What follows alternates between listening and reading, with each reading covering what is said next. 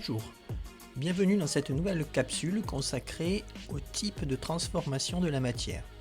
Il existe trois types de transformation de la matière.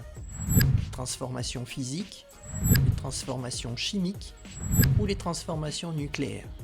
Commençons d'abord par les transformations physiques. Une transformation physique a lieu quand une espèce passe d'un état physique à un autre. Par exemple, une espèce chimique initialement présente à l'état solide, lors d'un changement d'état, peut se transformer en liquide. C'est le cas de la glace, qui par fusion donne de l'eau liquide.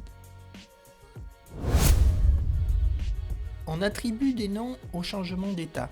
Par exemple, le passage de l'état solide à l'état liquide est appelé la fusion, et le passage de l'état liquide à l'état de gaz, la vaporisation. Lors d'une transformation physique, l'espèce chimique ayant subi la transformation ne change pas. Seules les interactions entre les molécules sont modifiées.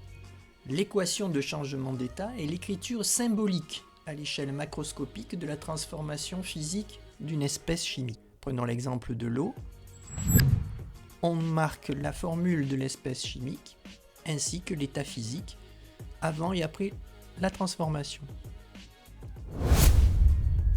Les transformations chimiques. Au cours d'une transformation chimique, des espèces chimiques appelées réactifs vont se transformer pour donner de nouvelles espèces chimiques que l'on va appeler les produits. La réaction chimique modélise le passage des réactifs aux produits. Prenons comme exemple la combustion du méthane. Les réactifs sont le dioxygène et le méthane. Les produits sont le dioxyde de carbone et l'eau. On peut écrire l'équation de la réaction chimique. Au cours d'une réaction chimique, il y a toujours conservation des éléments chimiques et de la charge entre les réactifs et les produits. L'équation de la réaction chimique modélise cette conservation. Lors d'une transformation nucléaire, un ou plusieurs noyaux réactifs, appelés noyaux pairs, se transforment en de nouveaux noyaux, appelés noyaux fils.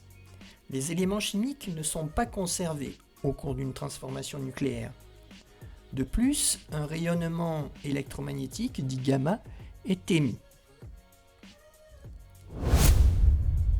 Prenons l'exemple de la réaction nucléaire entre un noyau de lithium-6 et de deutérium.